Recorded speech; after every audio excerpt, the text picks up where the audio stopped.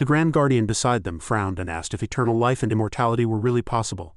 Cheon Yeo-Woon replied calmly that if what they had heard was true, then gathering all 5 spirit cores would make it possible. Yoan's eyes narrowed as he thought that such power would mean being ageless and undying. It made sense why they were so obsessed with the cores. Then his face stiffened as a memory surfaced, the vision he saw when the Nano system went into self-repair mode. Back then it had mentioned that the one called the Ultimate Blade God had lived for almost 1,000 years.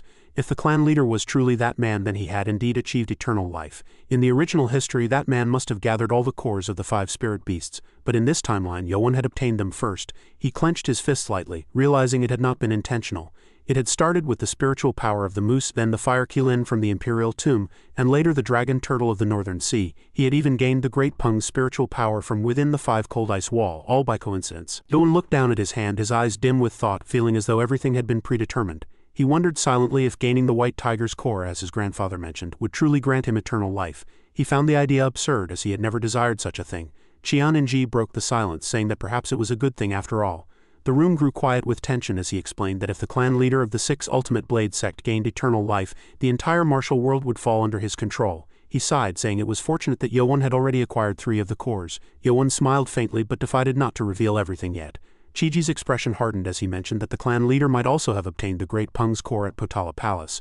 Yoan's eyes widened slightly, then realization struck him. Another Great Peng must exist elsewhere. Since the divine relic of the North Sea Ice Palace was ancient, that seemed possible. Cheon Yeo-Woon closed his eyes, his voice filled with worry. If that man truly possessed the Great Peng's core, his next target would surely be the White Tiger's core. Even though Yoan already had 3, he must not let his guard down. Cheon Yeo-Woon's gaze grew distant as he recalled the past. He said that the first time he faced that man was inside the Blade God 6 martial clan's lair under the pretext of testing the Iron Trial stage. That man had fought 20 martial masters who were under hypnosis all by himself. Cheon Yeo-Woon explained that he had freed himself from the hypnosis using the reversal tendon art and seized what seemed like a perfect opportunity to attack with all his strength. Yet even when 2 supreme masters and 18 superior masters attacked together, none of them could endure a single strike from the Blade Lord. Cheon Yeo-Woon lowered his gaze and warned that the Blade Lord was a true monster. If he gained more than 2 cores, even with 3 in Yoan's possession, the battle would be difficult. He urged Yoan to obtain the White Tiger's core before the Blade Lord did, as that would give him a chance to stand against him. He recalled witnessing the man's blade art, saying it went beyond the limits of the human body. He reminded Yoan that only the heavenly demon sword art left by their founder could rival it.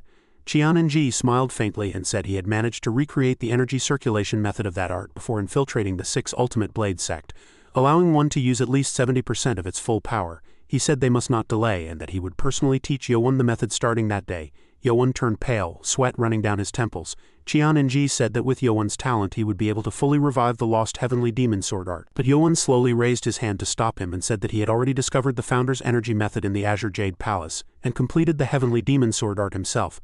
Cheon Yeo-Woon froze, shocked, and then laughed in amazement, praising his grandson's achievement. Yoan stayed silent, thinking that if he told his grandfather he had also created a martial art that combined the heavenly demon sword art with the Blade God's extreme art, the old man might faint. 5 days later, Baek Gi called out, asking Yoan if he could stay a little longer before leaving.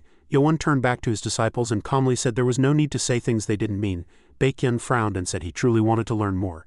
Yoan folded his arms and told him that he had already taught everything he could and given him all the formulas of the profound cold ice art. He added that he would check later to see whether Baek Gi had mastered them properly. Baek Gi blinked in surprise, asking if Yoan would really check. Yoan's eyes burned red as he spoke fiercely that Baek Gi was his first disciple and that he wouldn't let things slide so easily. He said he would assign 5 members of the 6 Swords unit to stay and make sure Baek Gi didn't slack off in training. Baek Gi quickly bowed his head and promised not to disappoint him. The council elder with glasses watched quietly, thinking that Baek Gi not only lacked natural talent but also had little interest in martial arts despite being born into a martial family. The elder glanced at Yoan and said that for the future of the Northern Sea Ice Palace, Dan should be the rightful successor, and that Baek Gi had just been luckier than others. Yoan stepped onto the ship, turned back with a faint smile and told them not to neglect their training. Baek Gi sighed and replied bitterly that he understood. Heo Bong approached Yoan with a grin and suggested that since Yoan had already taken them under his command, he should rename the Northern Sea Ice Palace to something like Heavenly Demon Cult Northern Branch, saying it sounded impressive. Before he could finish, Yoan smacked the back of his head hard. Heo Bong yelped, clutching his skull and complaining that his head wasn't a drum. Manhwa put her hands on her hips and scolded him to learn to keep his mouth shut. Heo Bong grumbled in pain and agreed reluctantly, then glanced toward Dan's group. Dan looked at him briefly before turning away without a word. Meanwhile, Kong and strategist Jiggle stood quietly at the edge of the ship observing. Yu glanced at Jiggle and sent her a voice transmission asking what would happen to them now. She told him calmly not to be anxious, explaining that since they were taken as hostages they wouldn't be harmed easily. Her eyes shifted toward Yoan, who was speaking with Baek Gi. Mo-ying frowned slightly and muttered that Yoan was a cold-blooded man. Strategist Jiggle clenched her fist and said they were being held as hostages to force the martial alliance to send troops, and that the cult wouldn't openly fight the alliance yet because eliminating the Blade God's 6 martial clans was more important to them. Mo-ying looked at her seriously and said they had to escape if they ever got the chance, warning that Yoan might cut off their arms or kill them if they displeased him. Jiggle's expression darkened as she asked if he really believed they could escape. Mo-ying insisted that they couldn't give up and that there was always a way out, even if the heavens collapsed. Suddenly, Baek Gi stepped forward and told Mo-ying that the cult leader was summoning him. Startled, Mo-ying asked what it was about. Baek Gi simply said the cult leader wanted to see him.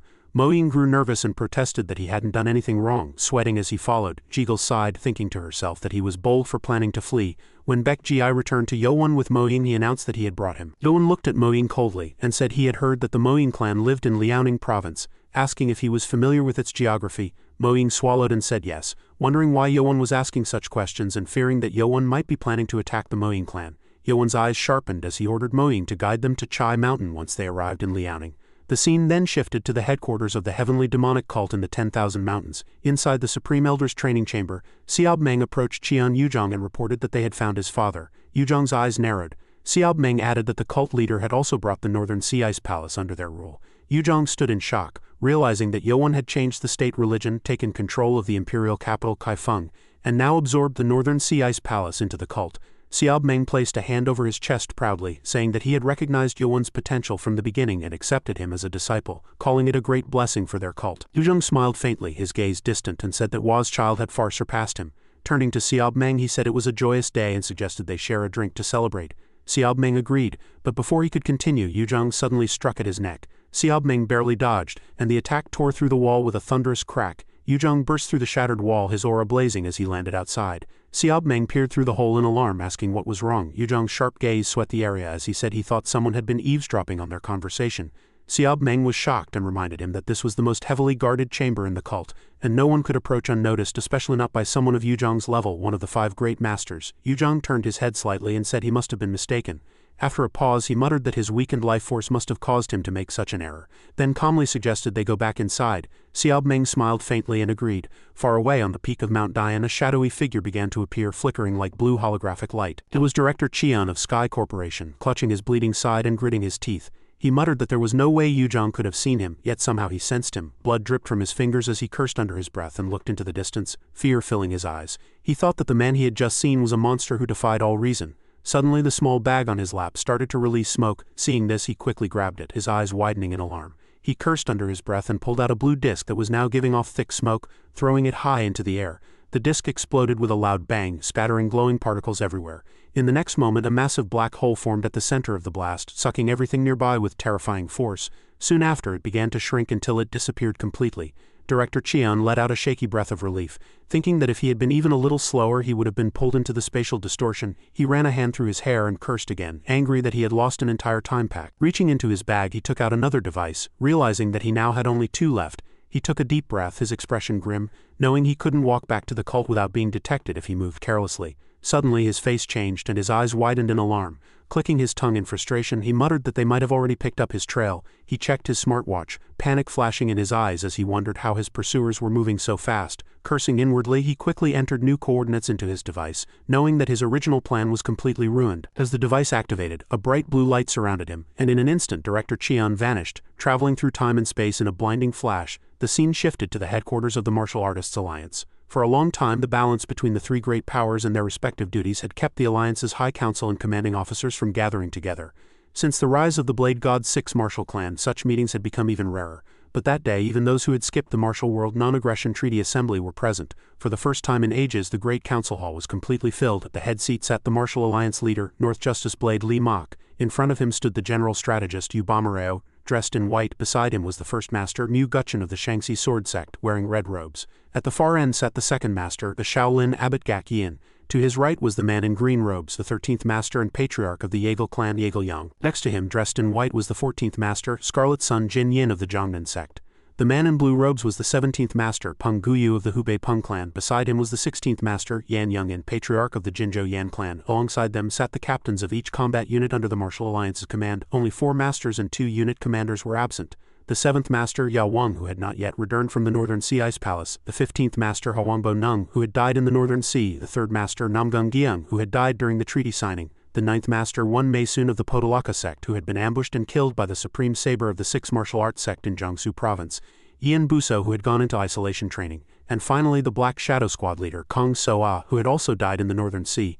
Peng Qian, dressed in black, stroked his beard quietly, thinking that the atmosphere felt grim. He wondered what could have happened for such an emergency meeting to be called. Li Mok then rose from his seat, clapped his hands, and firmly said that he was grateful everyone had answered the emergency call, adding that they had little time and should move straight to the main matter. He turned toward the guards at the door and ordered them to bring someone in. Moments later, a man in purple robes entered the hall with calm, steady steps. One of the Alliance Masters was surprised, recognizing him as the Black Shadow Unit's vice-captain, Mek Yujong, who had been deployed to the Northern Sea with Commander Kong and wondering why he was there. The man bowed slightly, greeting the assembled heroes and introducing himself as Mek Yujong, the new commander of the Black Shadow Unit. The hall stirred in shock at the words "new commander." The Shaolin abbot Gak Yin turned sharply toward Li Mok and demanded an explanation.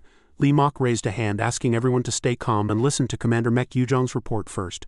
Mek Yujong stepped forward, his voice tense with urgency. He said he would get straight to the point and announced that they had discovered the hidden headquarters of the Blade God's 6th Martial Clan. Yahello jumped up in disbelief, asking if he had really found the clan's base. Peng Guyu also stood abruptly, staring at Mek Yujong and asking where it was, whether in Jiangsu or Zhujiang. Mek Yujong turned toward the map, stepped forward and pointed sharply to a location. He said it was right there, Wangshan in Hangzhoujiang province.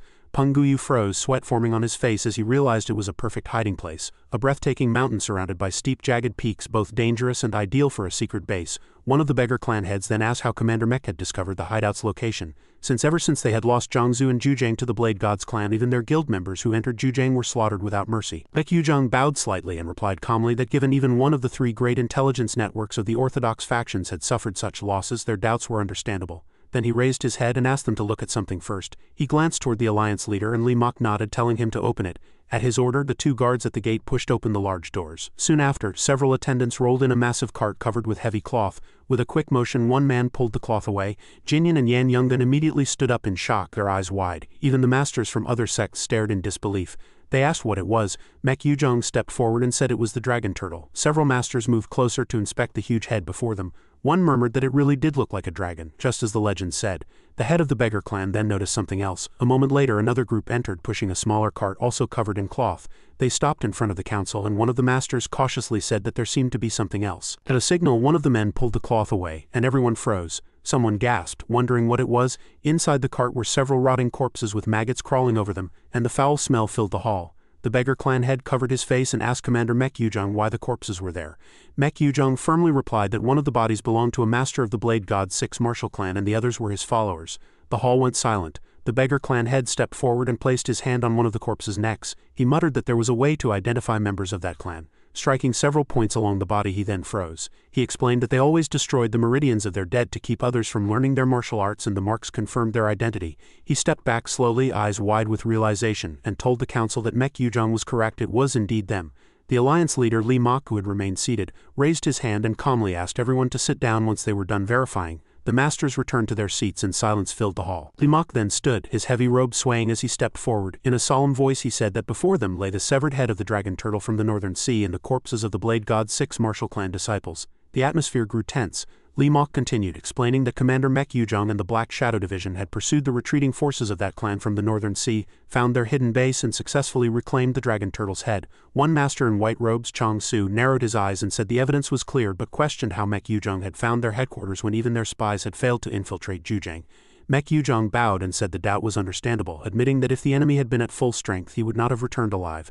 Chang Su pressed him to explain. Mek Yujong recalled the moment he discovered their base at Wangshen during his secret pursuit, explaining that a large part of their forces had already left. At their current strength, he said, the Alliance could easily crush them in a full assault. The beggar clan head frowned and leaned forward, asking if that was why the Alliance leader had called an emergency meeting. Li Mok turned toward the general strategist sitting beside him. The strategist stood smoothly, adjusting his white sleeves, and said the information had come from one of their spies inside the Demonic Alliance's territory. He went on to explain that the Blade Lord, the current leader of the Blade God's 6 Martial Clan, had taken part of his forces west toward Lhasa in Tibet. Yu Bamareo then continued in a grave tone, saying that some of the masters already knew another detachment had gone north in pursuit of the dragon turtle. At those words, Peng Guyu slammed his hand on the table and shouted that this must be why the Alliance had sent their expeditionary force to the Northern Sea.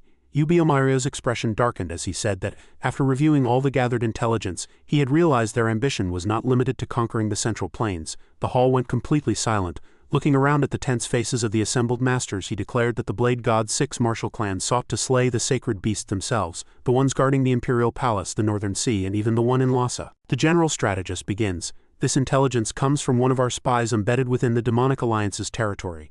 The Blade Lord, current leader of the Blade God's 6 Blade Martial Clan, has taken part of his forces and headed west toward Lhasa and Tibet, and as some of the masters here may already know, another detachment of their forces was sent north in pursuit of the Dragon Turtle. Panguyu, furious, says then the deployment of our expeditionary force to the Northern Sea was because strategist Yu Bomryo read answers after consolidating all the gathered intelligence. I have come to a realization that their ambition is not limited to conquering the Central Plains. He concludes the Blade God's 6 Blade Martial Clan seeks to kill the sacred beasts themselves, those dwelling within the Imperial Palace in the Northern Sea and in Lhasa as well. The present sacred beasts, just like the demonic cult, coveted the blood of the fire Qilin, a treasure of the Ming Empire. Are they now after these treasures as well? Pulls out a book and some recognize it as true scripture. They ask strategist Yu Bomryo why this book. He replies, as Grandmaster Baek Gi said, the extreme 6 Blade Martial Clan is after the sacred beasts. More specifically, they seek the true essence contained within these sacred beasts. Panguyu, true essence, do you mean to say they want a sudden surge in internal power? Strategist Yu Bomryo answers, no, honestly, I thought it was just a legend mentioned in the scriptures, but seeing that they are after the 5 spirits. Another asked, what are you trying to say? This is frustrating. Strategist Yu Bomryo responds, everyone, please look here. He opens the book and says it's exactly as written in true scripture. Whoever obtains the true essence of the 5 spirits shall achieve immortality. Another asked strategist Yu Bomryo, immortality, could it be the same immortality sought by the first emperor in ancient times? Leader Li Mok responds naturally, for many lords find this hard to believe. However, the crucial point is not immortality itself, he continues. According to the information gathered by strategist Yu Bomryo and Master Baek, our alliance can use this to decisively turn the tables on them. Strategist Yu Bomryo pulls 5 pieces from his sleeve, each corresponding to positions on the map. Mark Chariot, King, Upright, Earth. Strategist Yu Bomryo explains, from now on our alliance will launch an all-out campaign for the future of the Orthodox martial world. Everyone is shocked. First Master Mu Guchen thinks, was this why the Western Commander First Master was called? But if he leaves the front lines, won't it be difficult to counter the unorthodox faction? Strategist Yu Bomryo continues, right now the unorthodox faction is in chaos due to ongoing internal conflict. The all-out campaign must be launched at this moment. Mek Yujong speaks up saying that's not everything. The true essence of the Dragon Turtle has fallen into the hands of the demon god. Some present are shocked and ask how this could be. Strategist Yu Bomryo replies, the all-out campaign I mentioned earlier is to prevent that. Another asks, what do you mean? If that monster already possesses the true essence, how could we possibly stop it? Strategist Yu Bomryo answers, it's not over yet. I don't know if other sacred beasts truly exist. However, there is an interesting legend regarding Changbai Mountain. He asks, could it be there is a sacred beast on Changbai Mountain? Strategist Yu Bomryo replies, exactly, Wind White Tiger. According to Immortal White classic true scripture, there exists a sacred beast called Wind White Tiger, one of the 5 spirits on Changbai Mountain. Abbot Baek Gi says, if the White Tiger truly is a sacred beast, it must also possess a true essence, and as Commander said, the Blade God's Blade Martial Clan or the demonic cult would very likely target it. Strategist Yu Bomryo continues, from now on our alliance will split into 2 forces and head toward the enemy bases marked on the map, Hangzhou and Changbai Mountain. On the map, a king represents the Blade God's 6 Blade Martial Clan forces fleeing to Lhasa in the western regions. Chariot marks the demonic cult forces in the Northern Sea, and while General Strategist explain, Make Jiang begins to think of Master Kong. He recalls the moment when he held his decapitated head and made things Lord Yang who dreamed of the blue sky. Your death has become the spark for a great flame for the greater good. The scene shifts to the northern Great Plains. Hyobong is amazed to see his jerk and asked, is this really mine? Hyobong excitedly says, can I really use it? Juqian Dan responds, weren't you pestering me to try it out? Hyobong steps inside and says, oh, the inside is really cool too. Juqian Dan thinks Hyobong has reached the unrestrained realm comparable to an elder or a sect master. Yet why does he act like a mere apprentice? He turns to him and asks, do you need it as well? Elder Mongmu answers, I'm fine. More importantly, it would be good if we could give one to the cult leader as a gift. Juqian Dan says, now that I think about it, the former sect leader isn't here. He answers, he's probably with the former supreme leader.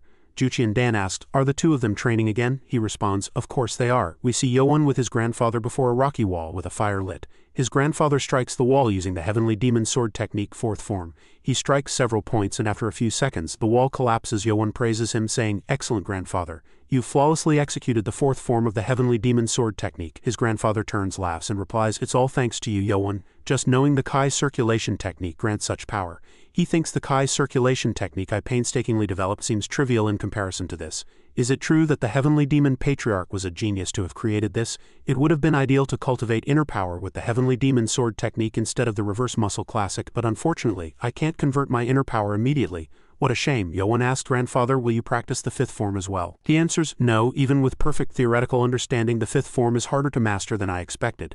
Merging all sword techniques into one unified form is not easy. Then he says, Yoan, I'm grateful to you, but I also feel sorry. He replies, not at all, Supreme Grandmaster. It's only natural for you to learn the Heavenly Demon Sword technique. His grandfather says, even so, the fact that this old man is learning our sect's greatest martial art. Yoan replies, but it's not the absolute best. Yoan thinks, I do not wish to hide the truth from Grandfather after all the years he sacrificed for the sect. His grandfather asked, what do you mean the Heavenly Demon Sword technique is not the best? Yoan explains. On the cliff of Broken Sword Valley, the Heavenly Demon Patriarch left behind an unfinished sword manual. His grandfather is surprised, and Yoan continues, it would be better if you see it for yourself. He leaps high, releases his power, and summons his sword. His grandfather, seeing this, thinks the sword paths traverse directions that are impossible for a human body to execute. How can such a sword manual exist? And it seems as though the Heavenly Demon Sword technique and extreme divine martial arts are mixed together. Yoan strikes the wall with his devastating power. His grandfather is shocked and says, this can't be. This is what the founding patriarch created, an incomplete sword technique. We see that Yoan has made a huge hole in the wall, destroying it. He then says, strictly speaking, even the founding Heavenly Demon Patriarch gave up on completing this sword technique. It is explained that in the future, no one except the demon god Cheon Yeo-Woon will be able to master it. Yao says, I have named it Demon God Sword Art. It is the moment the legendary sword technique makes its first appearance here in the northern Great Plains. A few days later, near the northern border of Liaoning province, Baek Gi was riding his horse when it suddenly stopped, reared up and screamed. He quickly jumped off but landed hard on the ground. Wang Hul burst into laughter. Baek Gi, at this rate you'll never learn how to ride properly. Baek Gi frowned and looked at his horse. Damn it, I failed again, just one moment of losing focus and this happens. He clenched his fist and small sparks of lightning flickered around it. I really must have lost my mind back then, he thought darkly. Lightning spread around his body as his jaw tightened. To think I actually drank the blood of the dragon turtle. His thoughts drifted inward. Since their days at the demonic academy, the Six Swords had always trained by sparring. He had once rivaled Wang Hul for the top position, but at some point he had fallen behind. Not only to Manju, Wang Hul had become a superior master, a wall Baek Gi could no longer cross. To overcome that wall he had learned new martial arts created by Yoan himself, but even that was not enough. Then came the event that crushed what little confidence he had left. He lost to Hyobong of all people. After staying by Yoan's side and gaining many experiences and opportunities, Hyobong was no longer the man he used to be. Baek Gi clenched his teeth, anger burning in his eyes. Damn it! To lose to Hyobong of all people. Losing to someone he had always thought was beneath him pushed him into doing something reckless. He stared at the bowl of dragon turtle blood in front of him, frozen in hesitation. Before anyone could stop him, he lifted it and drank it all. In his desperation, he ignored the fact that warriors of the North Sea Ice Palace had been burned alive by lightning energy when they tried the same thing. Hyobong had succeeded in absorbing the blood of the fire Qilin, and Baek Gi told himself there was no way he couldn't do it too. But the moment the last drop touched his tongue, his eyes widened in terror. Violent lightning energy exploded inside him. The power was overwhelming, ripping through his body like a raging storm. His reckless choice almost destroyed him. If Yoan had not arrived in time to suppress the wild lightning energy, Baek Gi would have been completely consumed. In the end he did manage to absorb the lightning, but controlling it was far harder. Even the smallest loss of focus caused it to burst out of control. Yoan observed him quietly. You're different from Hyobong, he said. The fire Qilin's blood from the Imperial tomb had its fire energy weakened by eternal snow. But the dragon turtle died recently. Its blood is still full of spiritual power. If you could fully circulate the lightning energy inside your body with your internal energy, it wouldn't leak out like this. Baek Gi looked up and asked, how do I circulate it fully? Yoan gave a faint smile. Simply put, you need to reach the level of a superior master. Holding his horse's reins, Baek Gi walked forward in silence.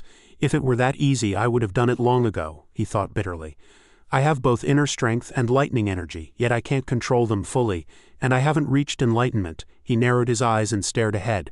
Does that mean Hyobong's natural talent is better than mine? As he walked, the wind brushed past him. Then he realized something. Hyobong had not grown stronger by comparing himself to others. He had simply focused on his duty. Baek Gi clenched his fist, faint lightning crackling around it.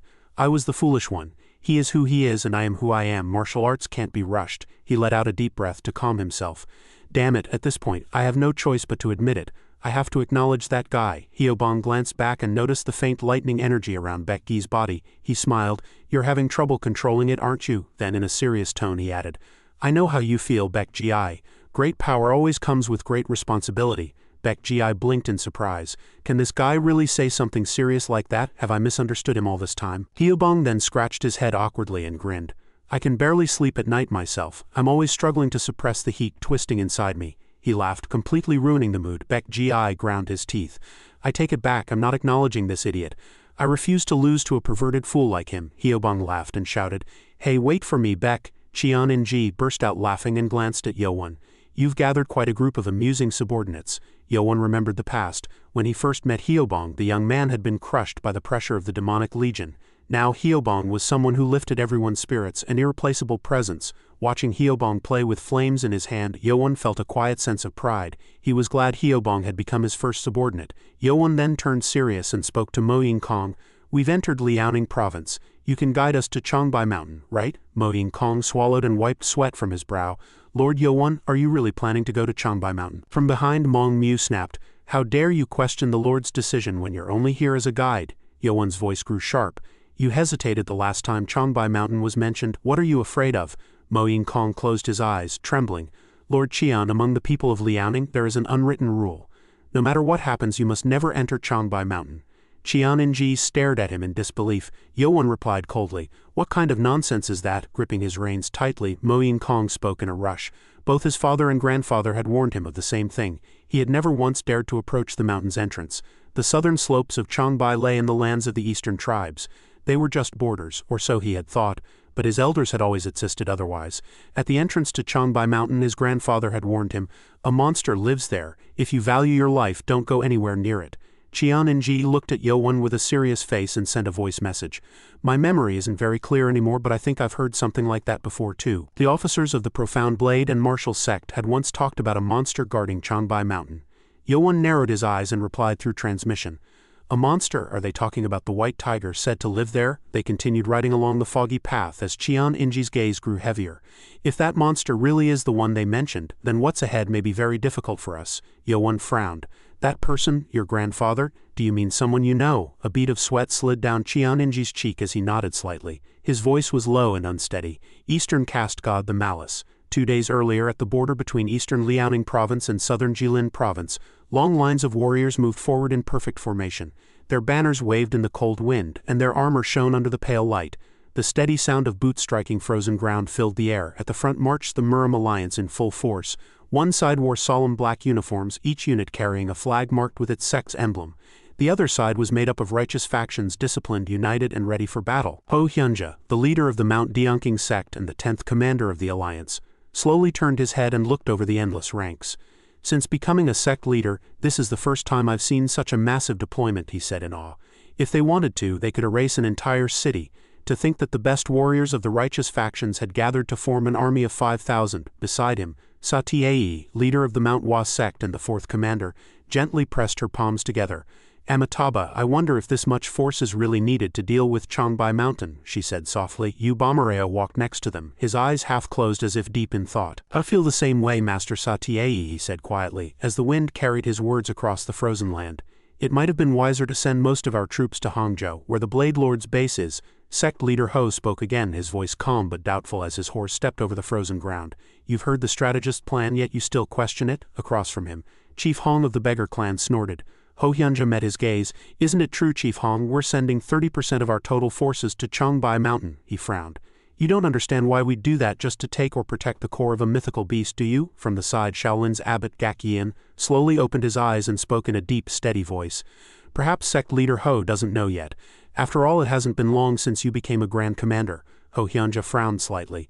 What do you mean, Master? Gakien calmly asked. Why do you think 200 soldiers and the 3rd strategist Ogesio were sent ahead as an advance group? Ho Hyunja glanced at him and replied carefully. You believe they were sent to negotiate with the guardian of Changbai mountain, right? He added. But even if that man is one of the 5 great masters, he's more than that, Chief Hong cut in sharply. Ho Hyunja turned to him, surprised. What are you saying? Chief Hong's expression darkened. If that monster who lives in seclusion on Changbai mountain ever chose to return to the martial world, he could be called the strongest under heaven. Ho Hyunja's eyes widened slightly. The strongest under heaven? He let out a slow breath, white mist rising in the cold air. I hope you're exaggerating. His voice dropped as he added, almost to himself. I know he's the oldest of the 5 great masters, but I don't understand why people speak of him with such respect. Then he lifted his head and said firmly, Still, if we can make him our ally, he would be more than enough to stand against the demon god. Chief Hong rode forward with a serious face. If everything goes according to the grand strategist's plan, that might be possible. The 16th master, Yang Yin, rode up and said, Whether the negotiations succeed or fail, the 3rd strategist and the advance party are supposed to wait at the mountain's entrance. Yes, replied Peng Guyu, the 17th master and lord of the Habuk Pong clan. Let's hope the talks go well. At that moment, Mu Guchen, leader of the Shangyi sword sect and first commander of the alliance, noticed something ahead. He pulled his rein sharply and shouted, Everyone, stop. Satie called out in confusion, Mu Guchen, what is it? Mu Guchen's eyes widened as a cold fear ran through him. Something's wrong. This smell. That metallic scent. His heart raced as he looked up and saw the sky steamed red. Thousands of crows circled above them, their cries filling the air and blocking out the light. He muttered grimly, It's the smell of blood. Even Ho Hyunja, who was usually calm, was frozen by the sight. He thought silently, What is this ominous aura? Chief Hong covered his nose slightly. Something has happened. This much blood in the air can't come from just 1 or 2 deaths. Mu Guchen glanced at Gak Yin and they nodded to each other in silent agreement. Mu Guchen raised his hand to signal and gave the order as he moved forward, All troops, advance.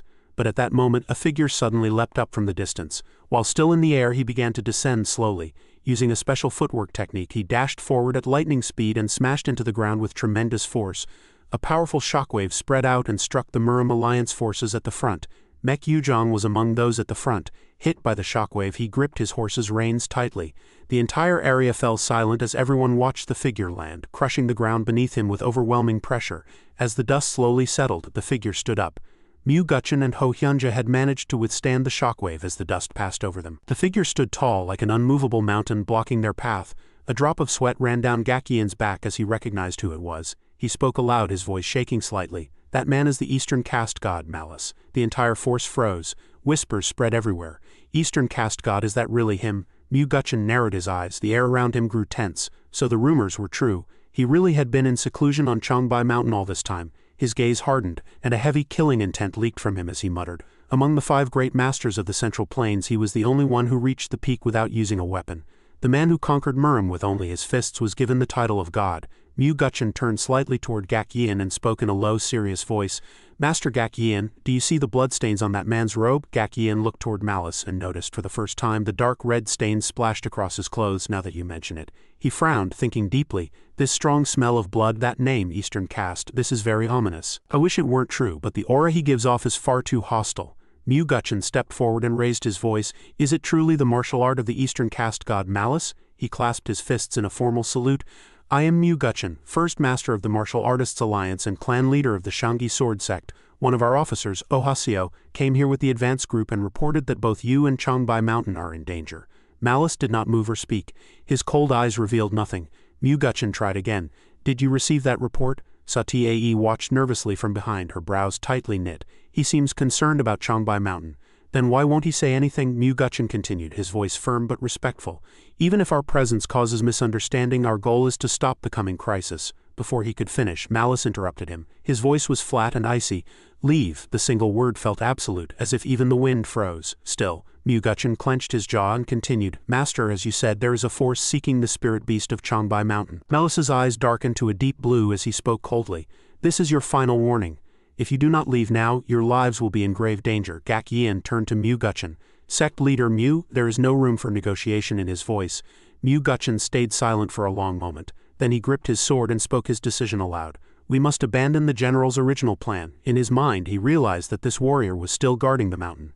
The demonic cult and the Blade God 6 martial clans had not arrived yet. The alliance members steadied themselves and drew their weapons. Mu Guchen continued, his voice hard. I had hoped he would join us, but it can't be helped. Even if it costs us greatly, we must seize the White Tiger's core first. He drew his blade and declared. All of this is to protect our forces and the spirit beast of Changbai Mountain. In the next instant, 7 riders leapt from their horses and rushed forward. They formed the Heavenly Gang North Star formation. Mu Guchen gave a sharp order. Be ruthless if needed, but remember your roles. The Heavenly Gang North Star formation was a supreme tactic created by Wang Zongyang, founder of the Zhenjian sect. It was modeled after the Big Dipper. Celestial Pivot Tian Shu, Celestial Rotating Jade, Tian Xin, Celestial Shining Pearl Tanji, Celestial Balance Tian Quan, Jade Sight Yu Hung, Twinkling Brilliance Kaon, and Flickering Light Yawan. When the 7 masters took their positions, their energies multiplied. However, the formation's weakness was at its center. To cover that flaw, Mu Guchen placed himself at Tian Quan, the key position. He charged forward with a crushing strike, releasing the Shangyi sect's ultimate technique, Sword Dance Peerless Blade. Seeing Malice standing still ahead of him, Mu Guchen scoffed. "To think you would try to face my sword technique head-on." Malice raised his fist. A cold blue aura wrapped around it. Mu Guchen brought his sword down. When steel met fist, the air twisted violently. His blade began to crack. With terrifying force, the peerless blade shattered like fragile porcelain. Malice did not even flinch. Mu Guchen's eyes widened in shock.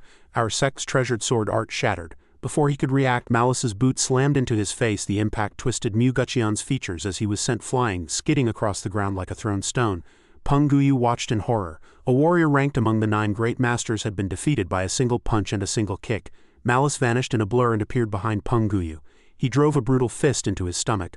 Peng Guyu coughed up blood and was blasted across the ground. Ho Hyunja saw this and shouted Peng Guyu's name in alarm. His face turned cold as he rushed forward and slashed downward with his sword. "You monster!" Malice stood calmly, unmoved. His eyes sharpened, filled with killing intent. Ho Hyunja froze. Cold sweat ran down his back. In a flash, he jumped backward to create distance, staring at Malice and wondering what kind of terrifying aura he had just felt. Then Malice disappeared.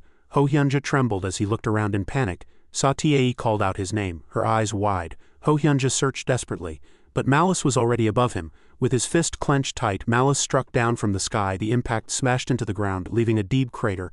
Sa-Tie and Gak Yin froze in shock. Even Mek Yujong, still on his horse, stared in disbelief.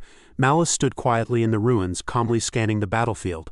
Ho Hyunja's head was buried in the ground, his body shaking before it finally went limp. Everyone stopped moving, stunned. Behind Gak Yin, Sa-Tie's face turned pale. With just one punch, he had been driven knee-deep into the earth. That level of strength was unbelievable. If this continued, they would all be wiped out. She jumped into the air and called out for Gak Yin's support. Then she activated the secret technique of the demonic subduing sutra, the 9 syllables Garuda. Gak Yin followed with the Shaolin reversal tendon scripture, boosting his power tenfold. Sa-Tie charged forward, her sword shining, while Gak Yin launched a storm of attacks from behind. Malice kept walking forward, calm and silent. As their combined attacks closed in, he slightly opened his eyes and frowned faintly. Before Sa-Tie's sword could reach his neck, it crumbled like paper. Sweat rolled down her face as her eyes widened in disbelief. Malice lifted his hand and shattered the sword with a single effortless motion. Sa-Tie was pushed back, shocked. Her enhanced fist, its power was being absorbed and pulled in. "What is this?" As she steadied herself, Malice pulled his arm back for another strike and punched forward with full force. Sa-Tie quickly covered her hand with reinforced kai to block, clenching her teeth. A loud explosion rang out, followed by a blinding flash. Everyone froze in shock. Sa-Tie was thrown several meters away, coughing up blood. "He broke through my protective kai. It went straight through." "How can a man's fist do that?" Malice stood calmly, his fist still raised, the space around it visibly warped. Sa-Tie slammed into the ground. Gak Yin turned toward her, shouting her name in panic, but Malice appeared behind him in an instant, his fist already pulled back. Gak Yin spun around on instinct, but Malice's punch landed in a flash. Malice surged forward again, charging straight toward Gina Yang with his fist ready. Gina Yang barely dodged, ducking low, but Malice immediately lifted his leg and kicked. The kick hit Gina Yang square in the face and sent him flying. The head of the beggar sect rushed in with his bamboo staff and struck from behind, using the violating A-gyro technique at full power. Malice only turned his head slightly and glanced at him. A loud bang erupted as their kai collided, but the beggar sect leader was instantly sent flying several meters away. Mek Yujong stared in disbelief from atop his horse, his mouth hanging open. The beggar sect leader crashed to the ground right in front of him. Mek Yujong's breath caught, cold sweat running down his back. He muttered that the leaders of the Murim Alliance had fallen far too easily. His body trembled as he stared at Malice's overwhelming presence. Malice took a few steps forward, eyes locked on the Murim Alliance warriors. Mek Yujong forced himself to calm down and shouted to rally them. "There's no time to stand and watch. We are 5,000 strong. If we attack together, we can stop the Eastern God. Malice, all troops, charge." The Murim Alliance warriors rushed forward with their swords raised. Mek Yujong clenched his teeth. No matter how strong the Eastern combat god is, he's still human. If we overwhelm him with numbers, he must tire eventually. Suddenly, an overwhelming wave of kai swept over them like a violent storm. The horses trembled in fear, and the warriors froze mid-charge, shielding themselves from the crushing pressure. The sphere of kai Malice released felt powerful enough to topple Mount Tai itself. Eastern god Malice clenched his fist, his kai gathering tightly around it. Mek Yujong sensed the danger instantly. Panic filled him as he shouted, "No, this is impossible," he then screamed for everyone to scatter. In the next moment the entire force turned and fled in all directions. Malice stomped the ground, cracking the earth beneath his foot. He raised his fist, preparing a devastating strike, his eyes turning completely white. The air twisted violently around him. Space itself began to bend and crack, and the ground shattered under the pressure. Baek Gi and the remaining warriors stood frozen, staring at the impossible sight. Then they snapped out of it and ran in blind panic. Even the Shaolin monks fled for their lives. The space around Malice continued to warp and crack under the immense power. Then, inside the collapsing void, a white light flashed. The shattered space suddenly restored itself as if nothing had happened. Silence fell. In the next instant, a massive burst of light exploded outward, destroying everything in its path. When the dust settled, broken Murim Alliance flags lay scattered, barely moving in the wind. Warriors were strewn across the battlefield. A massive deep fist mark stretched across the land where the Murim Alliance once stood. Baek Gi lowered his head, his teeth clenched in shock. With one punch, 700 or 800 martial artists had fallen. This is the Eastern God Malice. Eastern God Malice stood firm, glaring at the defeated warriors spread before him. He spoke coldly. "If you don't want more people to die, take the fallen and leave." The remaining warriors rushed to check for survivors and carried away their injured comrades. Most were still alive, though some had died. Others hurried to their wounded leaders. Malice's voice thundered again. "I told you, take them and leave now," one warrior, holding an injured companion, shouted back. "Eastern God Malice, thank you for showing mercy for the sake of our fallen leaders. I am Yodu-ji, leader of the White Rock Sword Clan.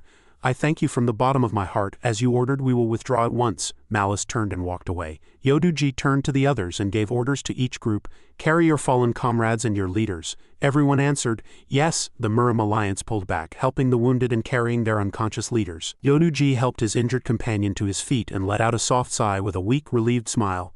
"We should be thankful. At least we're still alive." Suddenly, a sharp wave of killing intent burst from the mountaintop and swept toward the retreating warriors. Yodu-ji stopped and slightly turned his head, sensing the overwhelming bloodlust. Eastern God Malice has disappeared. But what is this? It feels like the entire forest beneath Mount Changbai has become a savage beast. At the same time, Eastern God Malice arrived at a cliff. A stranger was sitting at the top waiting. Without turning around, the stranger spoke. "This isn't what we agreed on, is it?" He turned his head and looked down at Malice. "Didn't we agree not to interfere with the vermin that crawled in?" Eastern God Malice lifted his eyes slightly and replied calmly. "They've already left." The stranger laughed mockingly. "How touching. You went so far to protect your own people that you blocked me here instead of staying at the mountain in a trance." He then looked down coldly and added, "But how long do you think you can keep this up?" Malice kept his gaze lowered and stayed silent for a moment before answering, "Honor the pact." Up close, the stranger's sharp fangs twisted into a cruel sneer. "A pact," he snapped. "What nonsense are you talking about?" He jumped off the cliff and landed behind Malice with a wicked grin. "There are only 6 days left until the full 10 years are up. Just wait, you'll die by my hands." With another burst of power, he shot into the sky. Malice raised his eyes and watched him leave. The stranger flew so high that his shadow crossed the moonlight, wild and savage like a beast. At the same time, on a mountain peak about 5 ri from the entrance of Mount Changbai, 2 figures in black robes and hats were talking. The man standing behind spoke first. "More than 20 years have passed and it still lives up to its reputation. That monster is still guarding the place." His superior, wrapped in bandages, stared ahead in silence. 20 years ago, during the battle at Changbai Mountain, I took part as a disciple of the Blade Sword sect. Because of that battle, our sect's grand plan was delayed for 20 years. I still can't forget the nightmare of that night." He let out a quiet breath and continued. "Anyway, to reach Changbai Mountain before the demon god, we traveled non-stop from Napsol's Padarlap Palace." Looking down at the retreating Murim Alliance, he added, "So why did the righteous sect move first?" Wang Heal narrowed his eyes. "By my estimate, the righteous martial alliance gathered their forces in March or April to send such a large group into Changbai Mountain." His subordinate pulled him out of his thoughts. "Sir Wang Heal, don't tell me the Righteous Alliance also discovered the origin of the Wind-White Tiger." Wang Heal nodded. "That seems very likely." The subordinate stepped forward. "If that's true, we should wait for the Patriarch to arrive and report this to him. Right now it's only you, me, and the Zeus sect disciples. We may be stronger one-on-one, but they have far greater numbers." Wang Heal smiled faintly. "You're right, but this could actually help us." His words left the subordinate momentarily confused. Wang Heal continued, "We don't need to step in ourselves anymore. We plan to alert the mountain monster and have it clash with the demon god anyway." The subordinate smiled and nodded. "Of course, that was the plan from the beginning. If they kill each other, even better. And even if they don't, anyone whose chi is badly damaged will die when the Patriarch arrives." Wang Heal looked at the large number of retreating Murim Alliance warriors and cursed quietly. "Those fools are the real problem. Even after being hit by the monster, they still have too much strength, his subordinate asked. After taking such a beating, do you think they'll stay? Wang Heal replied calmly. If their goal is the origin itself, they'll withdraw quietly. But if they came to interfere with our great plan, they'll try to strike us from behind. He rubbed his chin and thought. If we use the righteous martial alliance to wipe out all the troublemakers at once, we could regain the patriarch's trust, the trust we lost. The subordinate then asked, Sir, between the god of war and the demon god, who do you think will win? Wang Heal paused for a moment before answering, the god of war. The next day, 200 meters up Mount Jangbek, the righteous martial alliance set up camp in a natural fortress, with mountains on 3 sides. They waited for their leaders to recover. On the 4th day, all the leaders finally woke up and began healing their internal injuries. However, Ho Hyunja, the head of the Mount Heaven sect, had suffered a broken neck and passed away. Inside the temporary command tent, Mu Gutchen, the first master of the Shani sword sect, sat with his eyes closed, deep in thought. We believed that 5,000 elites would be enough to suppress the Eastern War God. But the result was absurdly disastrous. He glanced at the recovered leaders around him and wondered silently. We've gathered for a meeting, but what is there even to discuss? Baek Gi clasped his hands and spoke calmly. This humble monk cannot understand one thing. A few days ago we suffered heavy losses, yet the Eastern War God allowed our alliance to withdraw without delivering a fatal blow. Yudu Gi, sitting across from him, nodded. That troubles me as well. The head of the beggar clan looked surprised. What exactly troubles you? Yudu Ji straightened his posture. As great monk Baek Gi said, Lord Akui seemed less interested in fighting us and more focused on blocking our entry into Mount Jangbek. And before he attacked, he looked back at the mountain as if he was wary of something. Punguyu jumped to his feet and shouted, What nonsense are you talking about? If that monster didn't intend to harm our alliance, why did he wipe out the advance party? Baek Gi wiped sweat from his brow. Someone ruthless enough to destroy the advance party. Why would he spare the rest of us? Mek Yujung stood up and calmly interrupted. Please wait, aren't we taking this matter too lightly? Gina Yan immediately cut him off. Mek Yujung, even if you inherited Patriarch Kang's position, do you really think you can interrupt a discussion among the leaders? Mek Yujung stared at him, holding back his anger. I stayed silent before, but your foolish behavior has gone too far. He then bowed slightly. If I have offended you, I apologize, but I must speak. It feels like the leaders are treating those deaths as if they meant nothing. Gina Yan's eyes widened in surprise. Mek Yujong raised both hands and continued. Of course, compared to the size of our forces, a few deaths may seem small, but they were still our comrades, our family. He stepped forward, and one of those who died was our leader, Ho Hanj. Just because we survived does not mean the Eastern War God was not the one who killed the advance party. Gina Yan clenched his teeth and cursed silently. This brat, Baek Gi spoke up when I think about it now. This monk may also have taken those deaths too lightly. Yudu Ji calmly waved his hand. What the sect master means is that we should think about another possibility. There may be a different threat on Mount Jangbek, something other than the Eastern War God. During our retreat, I felt a killing intent from Akilin. I am certain it did not come from him. Punguyu slammed his hand on the table and pointed at Yu Duji, then at Mek Yujong, Patriarch Mek, and you as well, Sect Master. Aren't your guesses far too ridiculous? Who else could have wiped out the advance party of the Righteous Alliance? One of the captains nearby spoke carefully. Patriarch Peng, you were unconscious at the time. Aren't you dismissing Sect Master Yu's words too quickly? Punguyu looked embarrassed and snapped, Are you mocking this lord for being injured? Mu Gutchen stood up calmly. We don't have much time. He stretched out his hand. The first and second plans have already failed. According to military intelligence, we should now carry out the final strategy made by the supreme strategists. Satiei spoke from the side. The commander is right. There is no point in arguing among ourselves. She closed her eyes briefly, then continued. For now, according to the plan, we must have the demon cult or the extreme 6 martial gates confront Lord Aoi, the Eastern War God. After that, we will strike. If Lord Aoi only holds back the top experts from each faction, it won't be difficult for our alliance to deal with the remaining forces. Mu Gutchen looked at her and stroked his beard in thought. The third strategy assumes the Eastern War God has formed a faction on Mount Jang, but he is basically a one-man army. Still, there's no problem carrying it out. He then looked around at the gathered leaders. Patriarch Mek, your plan depends on the demon cult leader coming to Mount Jang. Let's hope your prediction is correct. Mek Yujong smiled faintly and raised his hand. He obtained the origin of the Fire Qilin, then went north and took the origin of the Dragon Ogre. He will definitely come to Mount Jang. If we prepare a perfect ambush, not only can we take the spiritual beast's origin, but we may even kill the demon god. Suddenly, a deep voice echoed through the hall. What an amusing plan. Mek Yujong turned in shock as he sensed movement behind him. He hurriedly searched for the source of the voice. As all the commanders and leaders turned toward the back, he shouted, Who said that just now? The warriors of the Murim Alliance drew their swords at once. Someone is behind us. Mek Yujong faced that direction, grinding his teeth as his body trembled. How could so many experts fail to sense someone's presence? No, impossible. A figure stood at the entrance, still hidden. He spoke again. I was wondering where you disappeared to. His voice grew sharp. So you were plotting tricks here. Mek Yujong recognized the voice. His fists clenched as his body shook. Cheon Yeo-Woon's face slowly appeared as his invisibility faded. Covering part of his face with one hand and hiding a cold smile, he said, if you touch something that belongs to someone else, you must pay the price. The scene shifts to 7 days earlier. In the Imperial capital Kaifeng, inside the reception room of a heavenly demon cult branch, Elder Huan and Elder Yan walked in calmly. The officers stationed there bowed deeply. Elder Huan and Elder Yan have arrived. The man waiting for them was Jiyu Choyong, the chief of the Kaifeng branch of the heavenly demon cult. He asked, did the cult leader give an order? Elder Huan smiled lightly. No, this matter involves some personal judgment on my part as well. Jiyu Choyong looked surprised.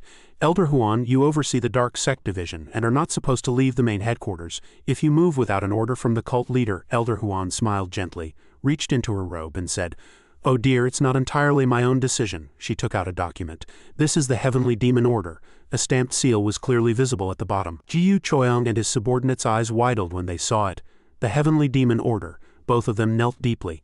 12th Elder Jiyu Choyong pays respect to the Heavenly Demon Order. Elder Huan smiled faintly and brought her hands together.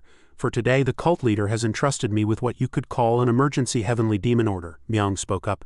If it's an emergency, is it because of the movements of the Righteous Martial Alliance? I already sent messenger birds to the North Sea and the main sect. That's why there has been no reply. Elder Huan gently shook her head. Oh dear, Jiyu Choyong frowned. Why do you say that? Elder Yan crossed his arms. It hasn't been long, so you may not have noticed yet, 12th Elder. Kaifeng has been isolated. Jiyu Choyong froze in shock. Kaifeng, isolated? Elder Huan's gaze shifted to someone beside Jiyu Choyong, causing him to turn as well, confused by her sudden silence. The man next to him bowed slightly. Yuk Simeong, Vice Lord of the Dark Sect, greets the Sect Lord. Jiyu Choyong was stunned when he heard Dark Sect. Yuk Simeong glanced at him and said, I apologize, Elder Jiyu. I could not reveal my identity earlier due to the cult leader's orders. Jiyu Choyong let out a small laugh and nodded. Elder Huan gave a soft laugh and rested his fan under his chin. To turn the strategic city of Kaifeng into the new base of the Dark Sect, the cult leader had sent the Vice Lord there. Jiyu Choyong simply nodded. Elder Huan then pointed his fan at Yak Simon. Shall we hear the urgent report first? Did the Vice Lord also send people to the main sect? Yuk Simeong lifted his head. Yes, I was even thinking of going there myself soon, he continued. More than half of the Dark Sect agents sent to each righteous sect have lost contact, and it all happened in less than 5 days. Elder Huan pressed his fan to his chin and thought for a moment before speaking.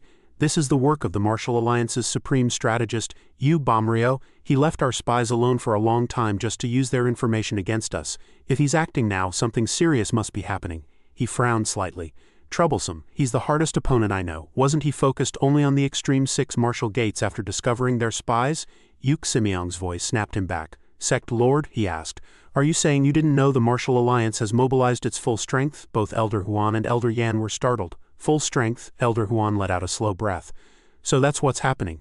Yuk Simeong continued.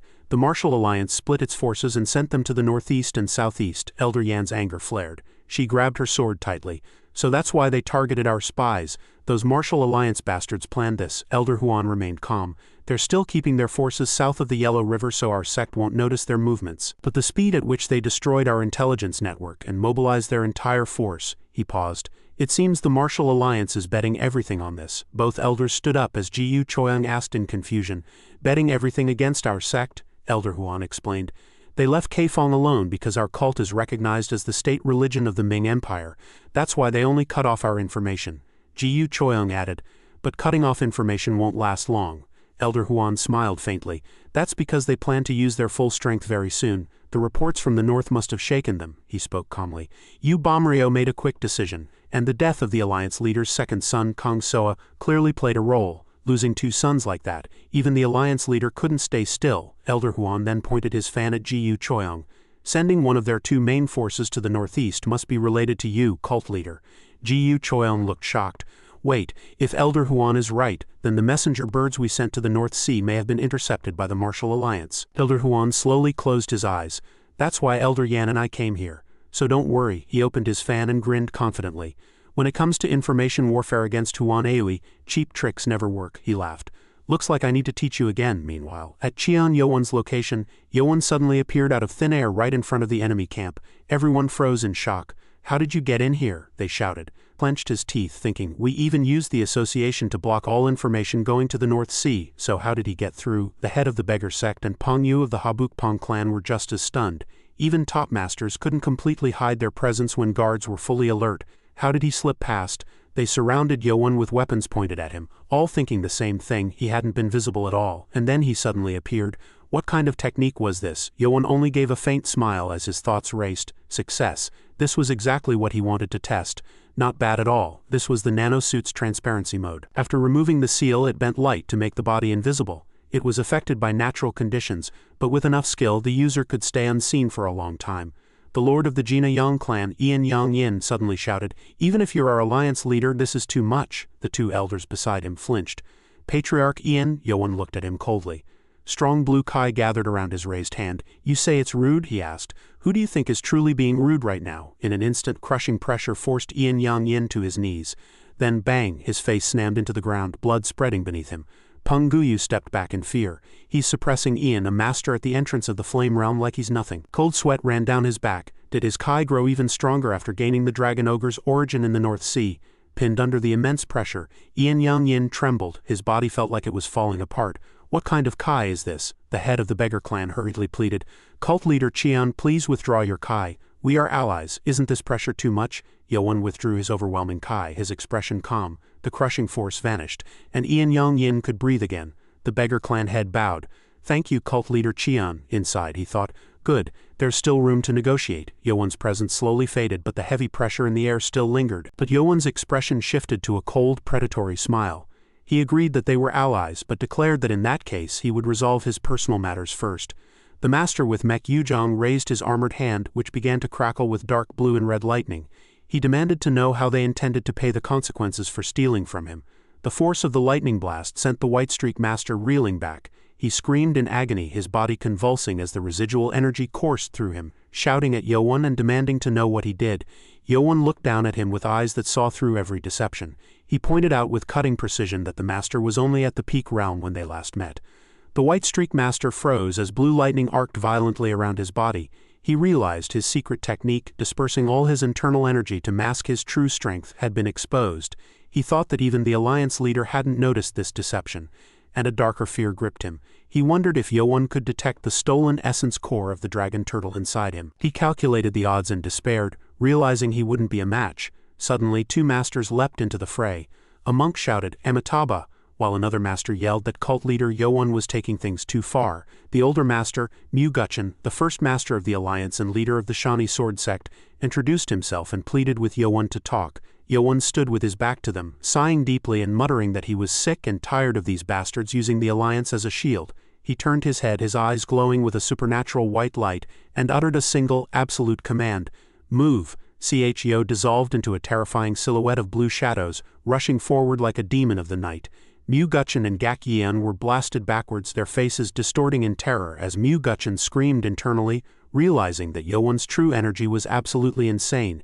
Mu Gutchen and the monk struggled against the gale, realizing with horror that Yoan was managing to push back two evolutionary realm masters with nothing but formless energy. Elder Mu Cheon wiped sweat from his forehead, thinking, his suppressive Kai is getting even stronger. Elder Gak Yin was barely holding on even after pushing his inner force to its limit. The beggar clan stared in disbelief. To overpower two peak flame realm masters with invisible chi was impossible. Suddenly, Ma Che unleashed his aura with a wide grin. "You two chiefs, thank you," he laughed to himself. "Releasing my energy after the seal leaves me defenseless for a moment. I couldn't risk it earlier, but thanks to the distraction you two caused, I managed it." He charged forward with his sword raised high and shouted, "How careless, thinking I was weak." But Yoan simply moved his foot and caught the incoming blade between two fingers. Mek Yujong's eyes went wide. How was he holding a blade filled with lightning Kai? Yoan had not even released his own lightning Kai. Why wasn't he being shocked? Yoan's cold voice rang out. Pathetic. A faint smile appeared on his lips. This is true lightning Kai. A loud burst of lightning exploded from Yoan's hand and struck Mek Yujong directly.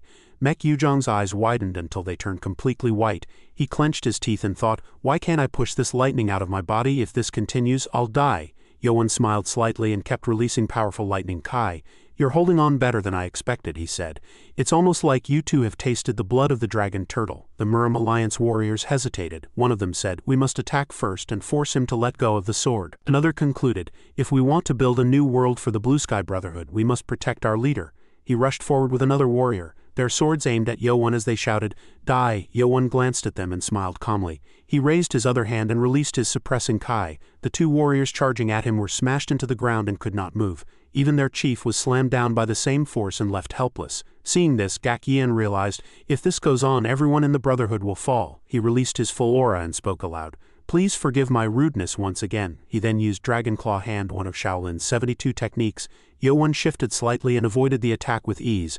"I'm not killing you because you are a Shaolin monk," he said to Baek Gi. Then he released two solid sword kai strikes. They hit Baek Gi and sent him flying backward. Baek Gi spat out blood as he flew away, thinking, how can he release such massive lightning kai while using such a precise technique? This is impossible. Baek Gi crashed far away and everyone turned to look at him. Guqian's eyes widened in shock. He thought silently, he made the head Shaolin monk look like an ordinary man. He has truly crossed the boundary of life and death. Guqian began to see Yoan differently. The pressure he felt was the same as when he faced the Eastern demon god Malice. Yoan released his grip on Mek Yujong's sword and it fell to the ground. Mek Yujong dropped to his knees, defeated, as lightning kai still flowed through his body. His thoughts raced as he thought about the future of the Blue Sky Brotherhood. "I have to escape," he thought, but his body would not move. Yoan smiled slightly and pointed two fingers downward. "For now, stay still." He began gathering kai in his fingers. Still kneeling, Mek Yujong shouted, "Wait, please don't, Lord Cheon." Before he could finish, Yoan fired a powerful kai strike with two fingers straight into Mek Yujong's dantian. Mek Yujong's lifelong cultivation was destroyed. Everything he had built was gone. He squealed in pain and despair, crying out about his dantian as he collapsed to the ground. Yoan raised his hand. "There are too many pests here," he said. "I'll ask my questions later." He smiled faintly as blue kai flowed from his fingers. The entire tent suddenly became cold. Everyone struggled to breathe. Yoan released his ice kai, freezing Mek Yujong's entire body. Mek Yujong's eyes widened as he trembled. The cold slowly spread across his face until he was completely frozen solid. Baek Gi forced himself to stand, clenching his teeth to stay upright. He breathed heavily, wondering how one person could possess so many different types of kai. Could the demon lord truly be a monster equal to the Eastern demon god Malice? Peng Guyu, the Jina Yang clan and Yang were also shocked. Destroying a man's dantian and then sealing him in ice was beyond cruel. As they stared at Mek Yujong's frozen body, they realized how terrifying Yoan's ability to eliminate future threats truly was. Guqian stood under Yoan's overwhelming pressure and thought silently. "Lord Cheon, no, the demon god may be even more dangerous than the Eastern demon god. At least the Eastern god never leaves Mount Changbai. If this demon god fully releases his power, the balance of the three great forces will collapse." Grinding his teeth, Guqian stood firm. Right now, Yoan stands alone in the center of the Muram Alliance army. "For the future of Muram, perhaps we should all die here together." The head of the beggar clan sent a voice message. "First Master, no matter what happens, we must force the demon god to clash with the Eastern demon god." Guqian replied. "If he were willing to negotiate, our earlier talks would have worked. He already knows our plan to let them destroy each other so we can take what remains." Guqian forced his kai to move and gathered it into his palm. "Lord Cheon, you may have entered here unnoticed, but..." The tent began to shake as the Muram Alliance warriors looked up. Guqian clenched his fist and his kai exploded outward. He roared, "Do you think you can leave this place alive, surrounded by 5,000 elite Muram Alliance warriors?" His kai burst forth and destroyed the entire tent. Those stationed outside were shocked and rushed over, wondering what had happened. Sunlight poured down on Yoan as the Muram Alliance warriors spotted him. One shouted, "I heard trouble from the main tent and came here. What are the guards doing?" Guqian raised his sword high and shouted, "Warriors of the Muram Alliance, listen. As you can see, the demon lord himself has invaded the heart of our camp. Will you just stand there?" The Muram Alliance warriors rushed in and surrounded Yoan, glaring at him with clenched teeth. Their swords glowed with powerful kai, some in blue robes, others in red. They closed in from every direction until Yoan was completely surrounded. Yoan remained calm. After a brief silence he said, "So this is your answer." Satie felt nervous as she watched him. Surrounded by 5,000 warriors, there was not even a trace of fear in his eyes. He truly deserves the title of demon god, she thought. Guqian pointed his sword at Yoan. "Lord Cheon, I'll speak honestly. I don't want meaningless slaughter. The Alliance only fears that you will obtain another spirit core. You know why that terrifies us." Still pointing his sword, he continued, "Even after all this, our sects and your cult are still allies. If you swear to stop pursuing spirit beasts, we will lower our swords right now. But if you choose to fight us to the end, we will fight with our lives," he finished firmly. Choose, will you give up the spirit beasts for peace with your allies, or will you push this to a bitter end? Before he could finish speaking, Myu-Gutchen sensed something rushing toward him. He quickly bent down to avoid Yoan's fast attack, but the warriors behind him were not so lucky. They were cut in half. Myu-Gutcheon's eyes widened as the martial artists were split apart, blood spraying everywhere. He turned and glared at Yoan. Cursed fool, so you really want bloodshed in the end. In the next instant another attack shot toward Myu-Gutchen. He noticed it just in time and blocked it, but the force pushed him back several meters. He struggled to keep his balance from that single strike. When he looked up again, Yoan was gone. Suddenly, Yoan appeared right in front of him and grabbed his neck tightly, choking him. Myu-Gutchen grabbed his sword and stabbed quickly toward Yoan's stomach. Yoan caught Myu-Gutcheon's arm with his free hand while still gripping his neck.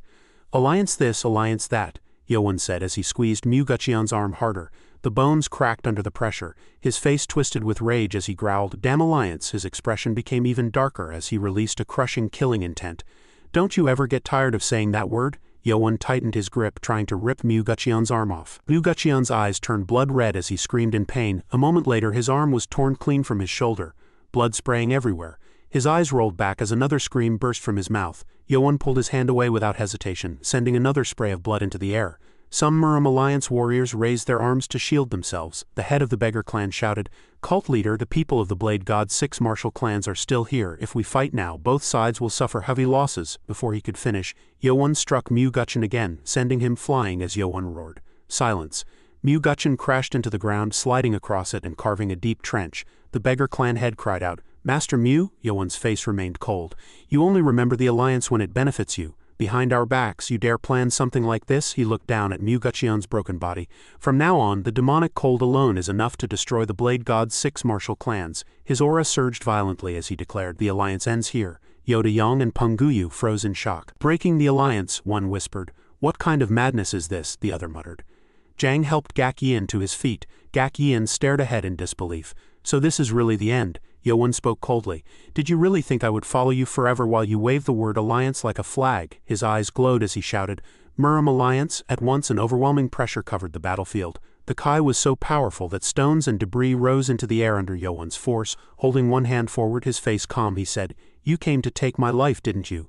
Then be ready to lose yours too." Almost all the Muram Alliance warriors gripped their swords tightly, refusing to let go. The beggar clan head turned and shouted, "That's the Sky Flash, destroy all your weapons now." The 2 warriors beside him shattered their swords at once. "Destroy them all," he continued. "Don't leave a single piece. Pour all your energy into it. Turn your swords into dust." The beggar clan head gave a slight smirk as he looked at Yoan. "Even without Sky Flash, we can fight him with the rotating wheel formation. We didn't come unprepared this time, demon god." Yoan only smiled faintly and sighed.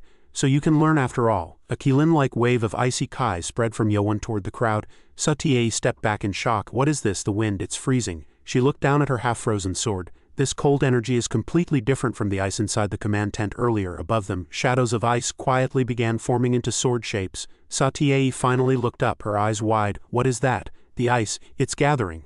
Countless icy shapes in the sky solidified into full ice swords, completely surrounding the 5,000 Muram Alliance warriors. The beggar clan head tried to calm his men. "Don't panic. It's impossible for him to channel power through ice swords." Yoan sneered and raised his hand. Kai surged around all the ice swords. "Impossible," he said. With a simple motion, he sent the swords raining down. Says who? None of the Muram Alliance warriors knew that Yoan had already mastered the heavenly ice celestial art to its highest level and could create ice as hard as steel. Unskilled warriors were cut down one after another. The beggar clan barely avoided the attacks, thinking, "Damn it, this is just like Jinsong.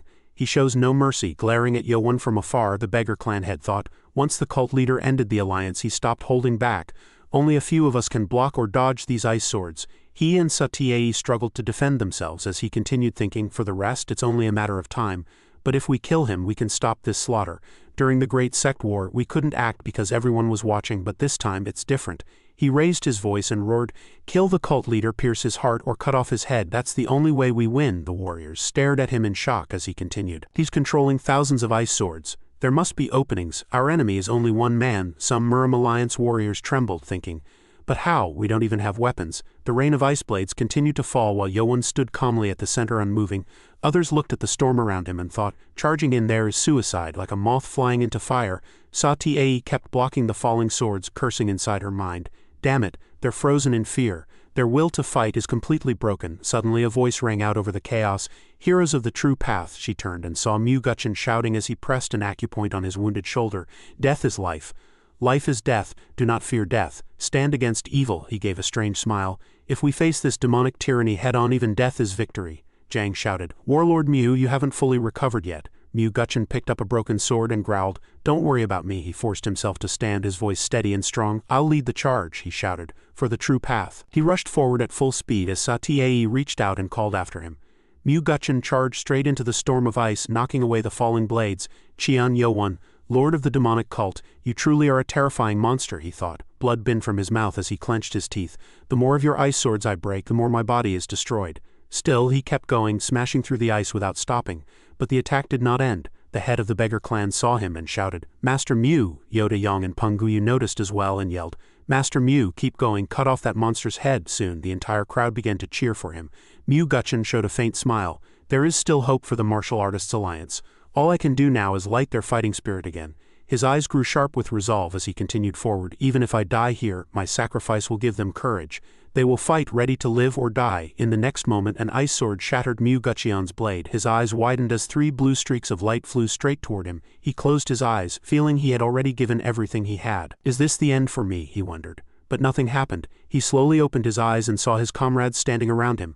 They had blocked the ice swords with their own bodies and their kai. He stared in shock. What is this? Satie looked at him and smiled faintly. We'll fight with you. Yoda-Young also smiled. We can't let the first warlord take all the glory. Punguyu grinned from behind. To live is to die. To die is to live. Amingo, commander of the Steel Sword Squad, joined the charge. ManhwaCapped's fighting spirit burst into flames again. Do you understand now, demon god? When facing death, we of the Orthodox sect stand together. He raised 2 fingers, forming a kai blade at their tips. What does it matter if we have no swords? We'll fight with our bare hands. What matters most is a heart that never gives up. He shouted, one sacrifice is enough. With his comrades beside him, he charged forward with a roar. Charge.